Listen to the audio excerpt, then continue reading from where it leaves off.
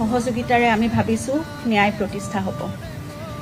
এই ন্যায়ৰ প্ৰক্ৰিয়াত আমি প্ৰত্যেকেই কৰিবলগীয়াখিনি সততাৰে কৰি গ'লেহে আমি বিচৰা ধৰণেৰে বা আশা কৰা ধৰণেৰে প্ৰক্ৰিয়াটো সোনকালে সম্পন্ন হ'ব। আৰু তেতিয়ালৈকে আমি প্ৰয়োজনীয় সকলো কৰি থাকিম, কৰি যাবই লাগিব, কৰি থাকিবই লাগিব।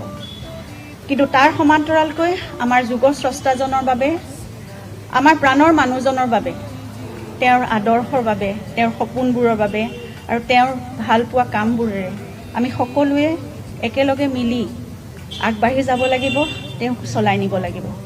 এইখিনিত আমি যদি স্থবিৰ হৈ যাওঁ তেতিয়াহ'লে তেওঁৰ প্ৰতি অন্যায় কৰা হ'ব। তেওঁ নিজেই কোৱা কথা, মোক মনত ৰখাতকৈ মোৰ সৃষ্টি আৰু কামখিনিক মানুহে মনত ৰাখিলে বেছি ভাল পাম। তেওঁ আৰু কৈছিলে যে দুঃসময়ৰ মাজতো আমি আমাৰ কৰ্ম কৰি যাব লাগিব। মই একেবাৰে ওচৰৰ পৰা দেখিছিলোঁ জীৱনটোত যে জুবিন গাৰ্গে জীৱনৰ ধুমুহাবোৰ বহুত সাহসেৰে সন্মুখীন হৈছিল। তেওঁ মাত্ৰ নিজৰ নিষ্ঠাৰে কৰা তেওঁ কাম